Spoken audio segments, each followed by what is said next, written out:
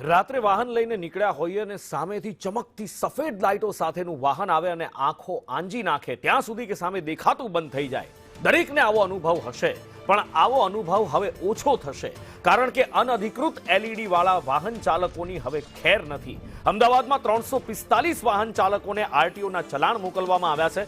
40 વાહન ચાલકોને આ ચલાણ ફટકારવામાં આવ્યા છે। વલસાડના 288, ખેડાના 45 વાહન ચાલકો દંડાયા છે। મહેસાણાના 170 વાહન ચાલકો, કચ્છના 136, સુરેન્દ્રનગરમાં 38, ગાંધીનગરમાં 95 આ વાહન ચાલકો દંડાયા છે, જેઓ અનધિકૃત રીતે કારમાં કે પછી ટુ વ્હીલરમાં એલઈડી લાઇટ લગાવતા હોય છે। એવી એલઈડી લાઇટ કે જે સામેવાળાને આંજી નાખતા હોય છે। હકીકતમાં એચઆઈડી લાઇટ હોય છે, જે એટલો જબરજસ્ત પ્રકાશ ફેંકે છે કે સામેથી આવતા વાહન ચાલકની આંખો બિલકુલ બંધ થઈ જાય છે, અથવા તો એને આંખે દેખાતું બંધ થઈ જાય છે। પણ નવાઈની વાત એ છે કે આ મુહિમ જે ચલાવવામાં આવી હતી, આ ડ્રાઈવ જે ચલાવવામાં આવી હતી, એ 22 જાન્યુઆરીથી 7 ફેબ્રુઆરી સુધી ચલાવવામાં આવી હતી। શહેરીજનોનો આગ્રહ છે, જનતાનો આગ્રહ છે કે આ ડ્રાઈવ હંમેશા પોલીસ દ્વારા ચલાવવામાં આવે અને જેટલી પણ આ ગેરકાયદેસર લાઇટો વાળી ગાડીઓ કે વાહનો છે એ બધાને પ્રતિબંધિત કરવામાં આવે, એમાંથી એ લાઇટો હટાવવામાં આવે।